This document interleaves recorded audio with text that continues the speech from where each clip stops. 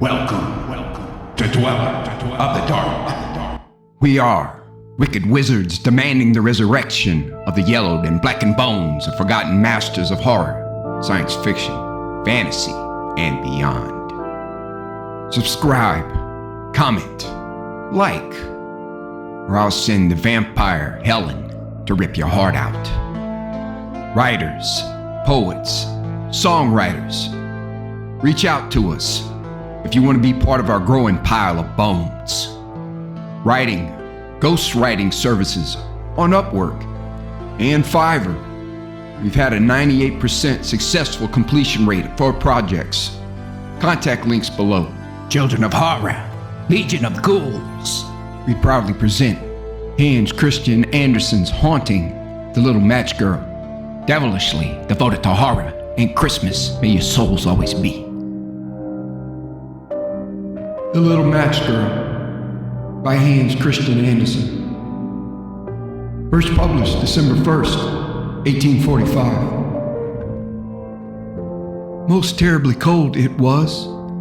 It snowed and was nearly quite dark, and evening, the last evening of the year. In this cold and darkness, there went along the street a poor little girl, bareheaded and with naked feet.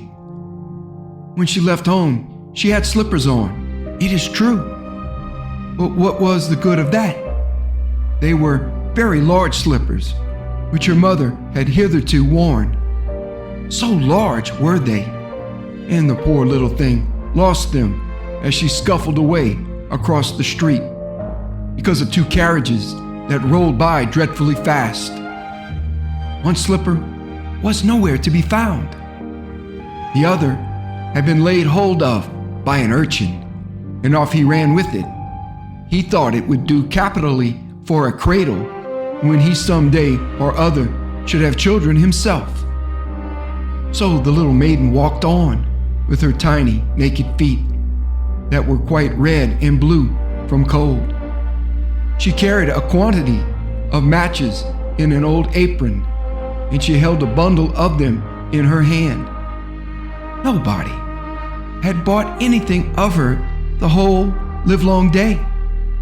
No one had given her a single farthing.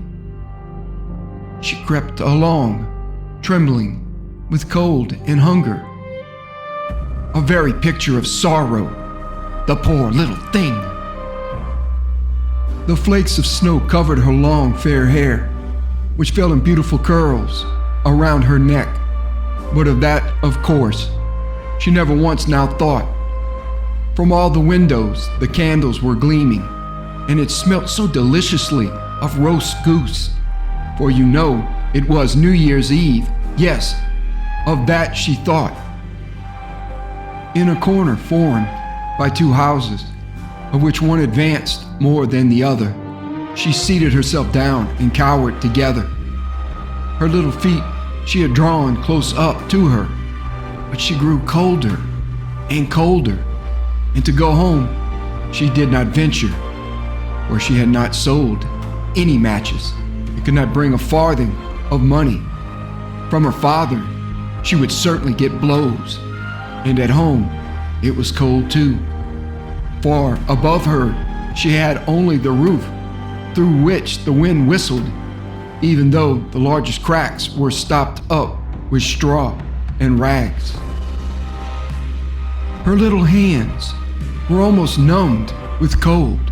Oh, a match might afford her a world of comfort if she only dared take a single one out of the bundle, draw it against the wall, and warm her fingers by it. She drew one out.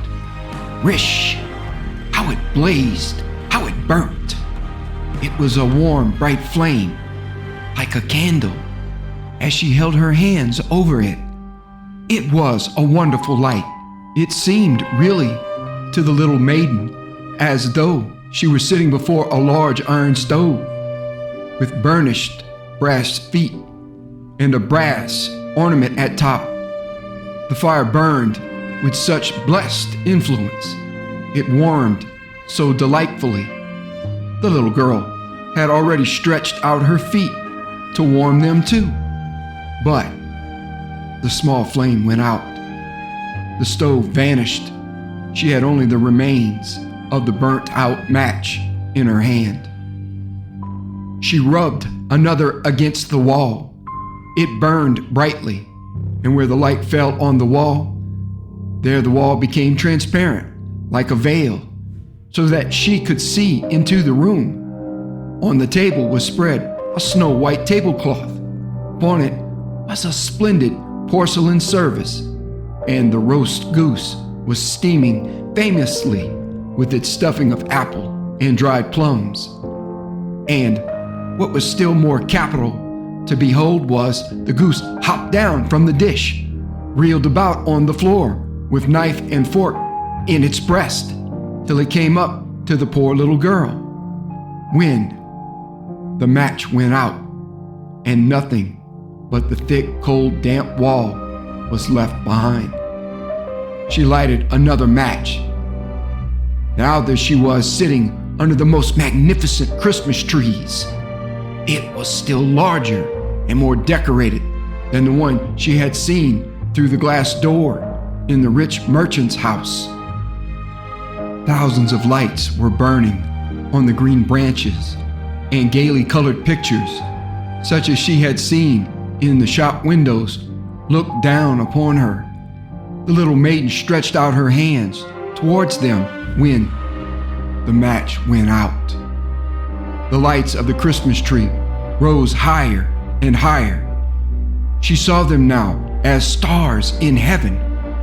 One fell down and formed a long trail of fire.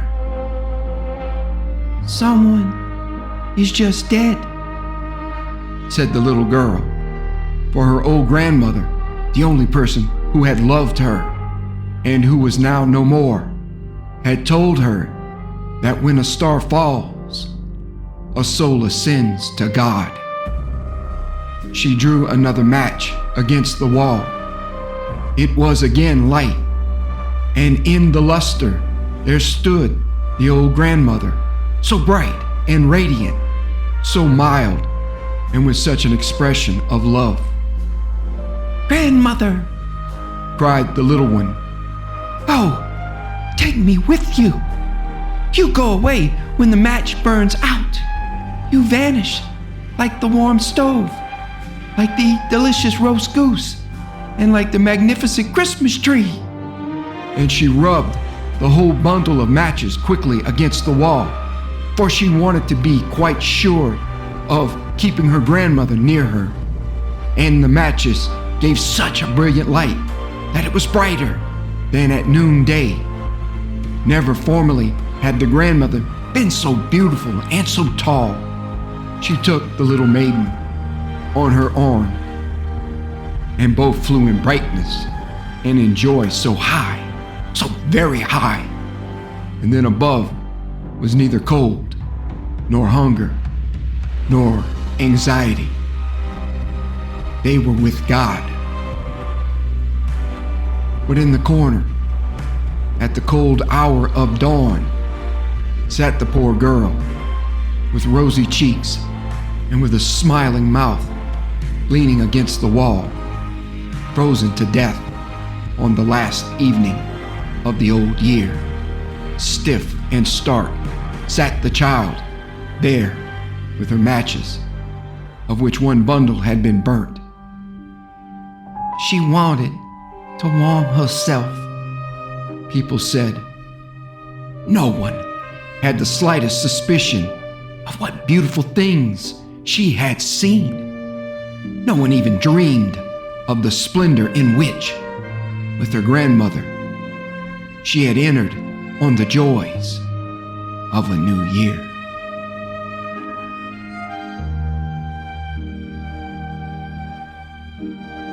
Thank you for listening. Have a great night.